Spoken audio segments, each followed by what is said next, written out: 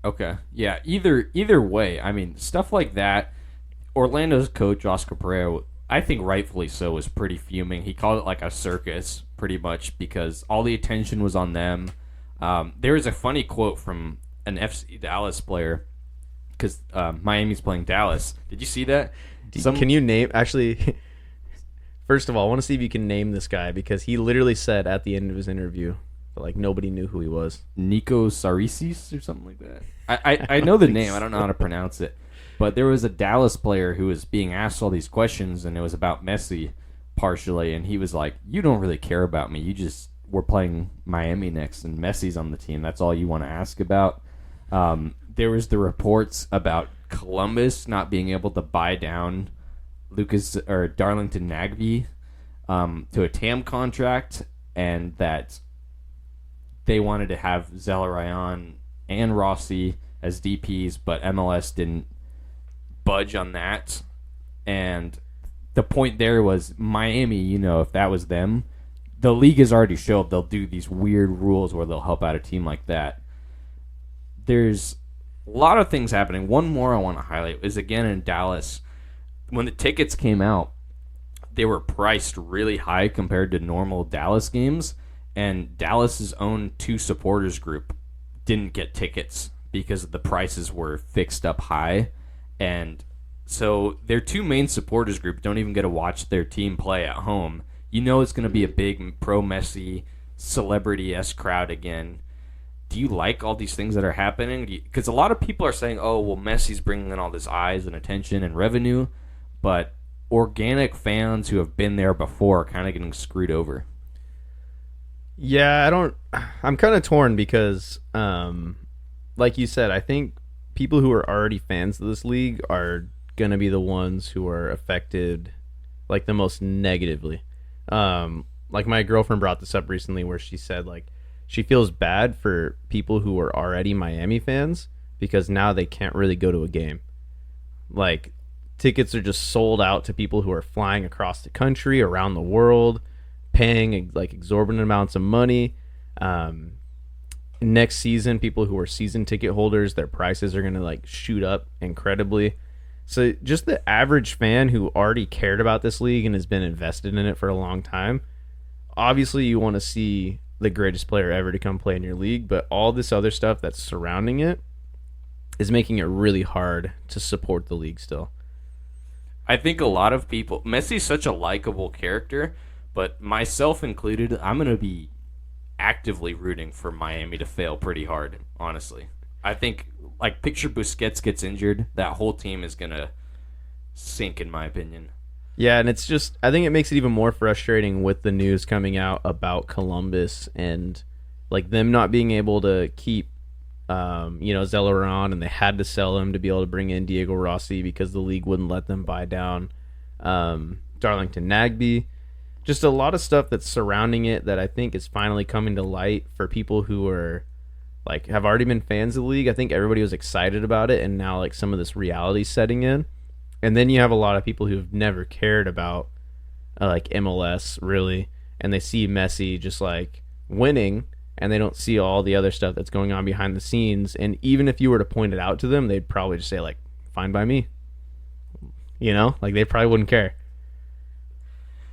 Yeah, and the interesting thing about Columbus was technically, so Nagbe was on a $1.8 million contract, and to be able to bring him down, not as a designated player, he had to be at 1.6 million, so he was barely above it. And so a lot of the mouthpieces for the league, Taylor Twellman, Tom Bogart, were like, well, Miami didn't, like, Columbus wasn't even able to bring him down. That's a rule that's already established. It wasn't MLS screwing him over. But people were like, yes, you're correct. However, look at what went into like the Messi deal. And we get that they're different players, obviously. But whoa, wait. Are you telling me Lucas Zelarayan and Messi are different? Who? Oh, sorry, I meant Nagbe. But the point is, I think greater. If Miami was in that position, they needed to buy down, some player. Yeah. MLS would have budged. So my question to you is, if you were Don Garber Big Donnie G, and you had to be making these decisions, how would you handle it differently, or would you allow like Miami to do what they're doing? I think overall it sets up a bad precedent if you're just allowing whichever team has the superstar to bend and tweak the rules. Obviously, Miami was punished before for cheating, actually breaking the financial rules, and they got punished. However, I mean, I'd like to say I'd do something different. You obviously know they're getting a amount of profit they've never had before, but I think it's a bad look that certain teams get preferential treatment, in my opinion. I would agree, but I think it's a bad look from people like us, like people who legitimately care about the league. But I think a lot of people don't read into it that much. Not very many people care about it, and I don't think too many people who are, like you said, like mouthpieces of the league, like the big like Taylor Twellmans, Tom Bogart, like any of the extra time like crew. I don't think any of them are ever going to speak out about this, and it's going to take guys like Organic. like the Dallas defender. So I looked him up. His name's Nkosi Tafari. I think it's going to be players like that, like speaking out, like saying like Leading the revolution. yeah. So I mean, and it's not necessarily that people don't want to see Messi in this league. They just want to see, like more. They want to see some equal spread of the rules. Or they want to see, like a clear layout, which MLS has never been good at. MLS almost seems like they keep everything vague so that they can just shift it when they want. It's like playing a game with a little kid. They just change the rules on the spot when they start to lose, Yeah, I think that's well said. So last up, a bit of a shorter one today, as we've been doing. We've got some predictions for the next round of Leagues Cup. First up, Club America and Nashville. What do you got, Chase? I'm going to go 1-1, but I think America's going to win on penalties. I think Nashville is going to Play their game. I think they're gonna play their game. They're gonna hold them off, put in a solid defensive performance, but I don't think they'll be able to win it in penalties. Yeah, I'm going 2-0 America. I think Columbus dominated them, but I can't see Nashville doing anything like that. They'll sit back, and I think there's just going to be so much pressure that they're not used to facing from an MLS team. It's going to be too much. Next up, LAFC versus RSL. Big matchup on that other side of the bracket. This is two contenders for the final, I think, in my mind. I'm going LAFC 2-1. I think having that 2-week break is huge for them, and then coming back and just putting 7 down on Juarez, I think is going to be huge for them to build confidence going into this next game. Important too, LAFC will host any remaining games that they're in this competition, which is big. I went 2-1 RSL. They love to be a spoiler in like a big knockout round game, especially on the road too. Also, it'll be fun watching Chicho Arango go back to LA and play, and Danny Musovski. That's the storyline right there. Yeah, that's going to be a great game for sure. Toluca versus Minnesota, as we talked about before.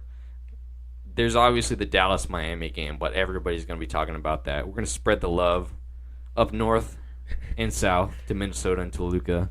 I'm going 3-1 Toluca.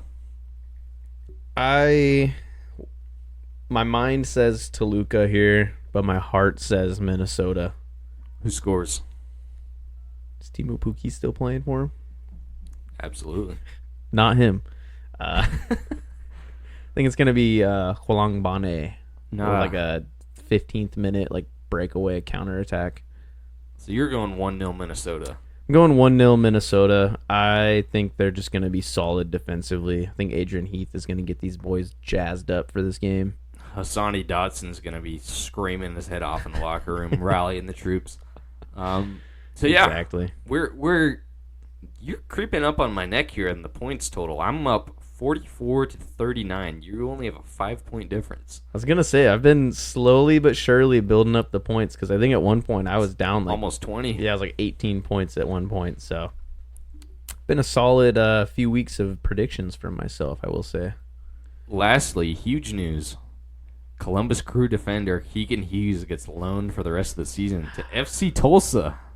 Keegan, You got to come on the show and just discuss the move, what went wrong in Columbus. I know, man. Like, I feel for him. I feel for him right He's now. bigger and brighter things in Tulsa, Oklahoma. They got a big project up there. I've been commenting on his Instagram Still? pictures. I just comment KH20. I think his number's 22. KH22 with 2 fire emojis. Does he like him? He has, yeah. That's what That's the gateway right there. that's what I used to do to Alvis Powell as well. Because Alvis Powell used to, he had a hat that said AP2. You know, he went to like a Journeys or something and just asked to be custom made. They didn't even know. Snapbacks. They didn't know who it was. It was just some like Some high dude. school student. It was just like working his weekend job. Yeah, exactly. Just got done vaping or something in the parking lot. Bernadeschi.